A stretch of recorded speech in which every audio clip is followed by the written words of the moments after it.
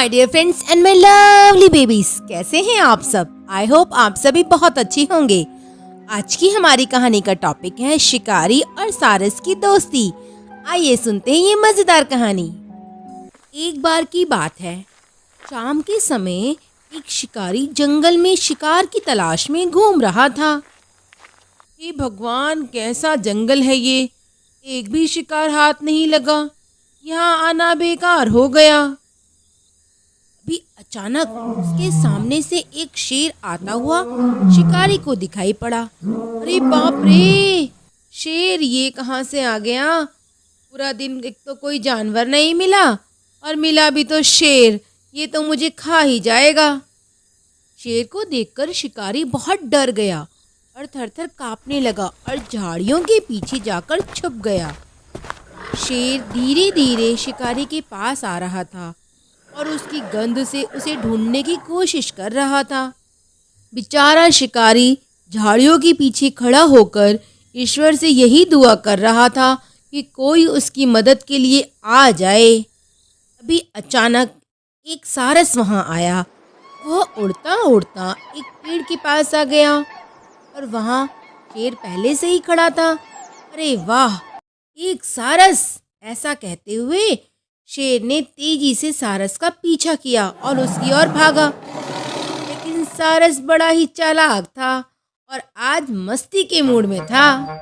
सारस बड़ी चालाकी के साथ थोड़ी ऊपर उड़ता और फिर नीचे बैठ जाता, फिर थोड़ा ऊपर उड़ता और फिर नीचे बैठ जाता। इस तरह शेर उसको पकड़ नहीं पाया और सारस चालाकी से शेर का बेवकूफ बनाकर आगे चला गया। अनजाने में सारस ने शिकारी की मदद कर दी। शुक्र है उस सारस के कारण आज मेरे प्राण बच गए, वरना यह शेर तो मुझे खा ही जाता। यह कहकर शिकारी जाने लगा। तभी एक पक्षी आकर जमीन पे गिरा। शिकारी ने उसे देखा और बोला, अरे तुम तो वही सारस हो जिसने मेरी जान बचाई।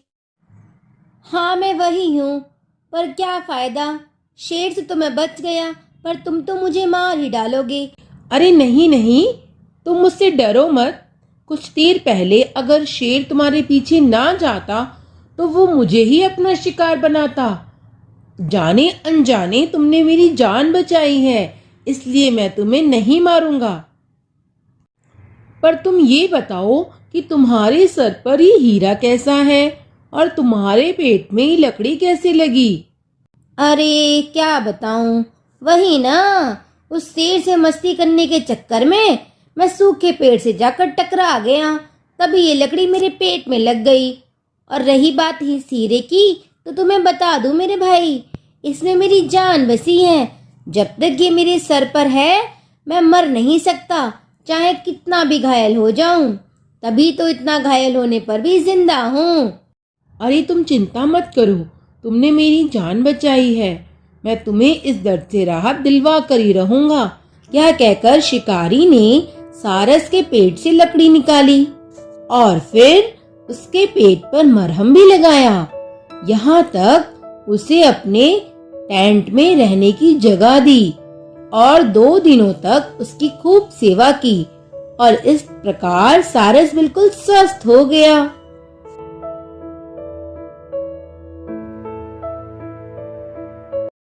प्यारे सारस, अब तुम ठीक हो चुके हो। मैं भी अपने गांव वापस जाना चाहता हूँ। फिर कभी तुमसे मिलने का मौका मिला तो मैं ज़रूर आऊँगा।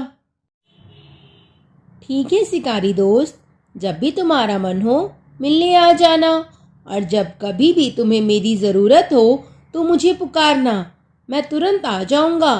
इस हीरे में इतनी शक्ति है कि जब भी तुम मुझे पुकारोगे ये अपने आप चमकने लगेगा और तुम तक मुझे पहुंचाने का रास्ता भी बताएगा।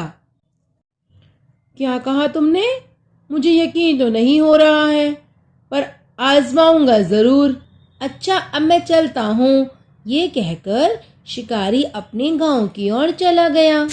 कुछ महीनों के बीतने के बाद शिकारी के पैर में चोट लग गई। उसने उसका खूब इलाज करवाया, पर अब वह कुछ कदम ही चल पाता था। हे भगवान, ये क्या सजा दे दी आपने मुझे। ना मैं शिकार पर जा सकता हूँ, ना ही कोई काम कर सकता हूँ। अब तो लगता है घर में पड़े पड़े भूख से ही मर जाऊंगा। वह हताश हो ही रहा था, तभी उसको सारस की याद आई। प्यारे सारस, मेरे पास आओ, मुझे तुम्हारी जरूरत है। उसके इतना कहते ही कोसों दूर जंगल में बैठे सारस को उसकी बात सुनाई दी और उसके सर पर लगा हीरा चमकने लगा।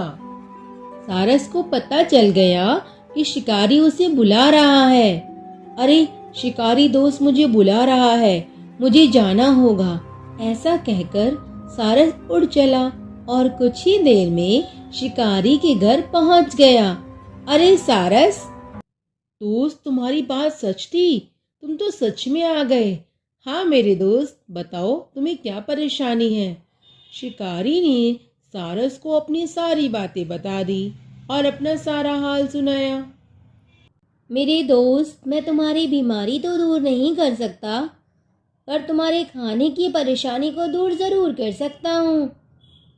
ऐसा कहकर सारस उड़ चला और कुछ देर बाद एक मछली अपने साथ लेकर आया।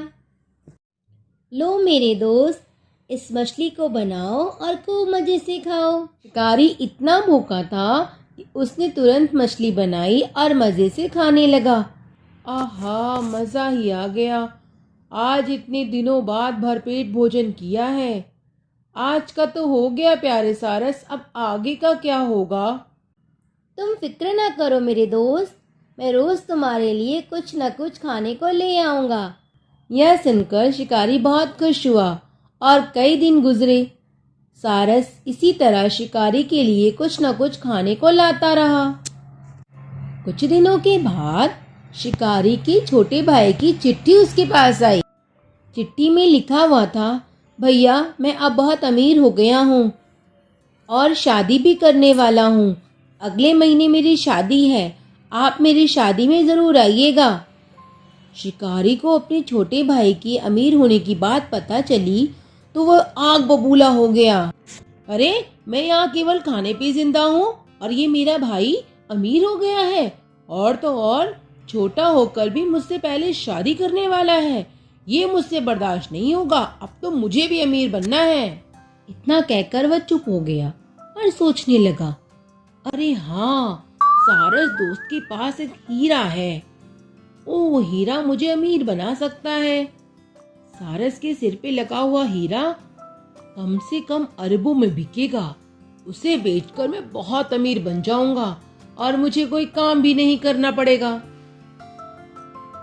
यह सोचकर उसने अपने तकिए के नीचे एक चाकू छुपा दिया और लेट गया।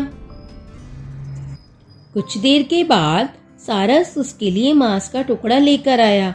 उठ जाओ शिकारी दोस्त, मैं तुम्हारे लिए खाना लाया हूँ। सुनते ही शिकारी ने एक हाथ में चाकू पकड़ा और दूसरे से सारस की गर्दन। शिकारी दोस्त, ये तुम क्या कर रहे हो? मुझे माफ करना दोस्त, पर मुझे अमीर बनना है और आज ही ये हीरा मुझे दे दो।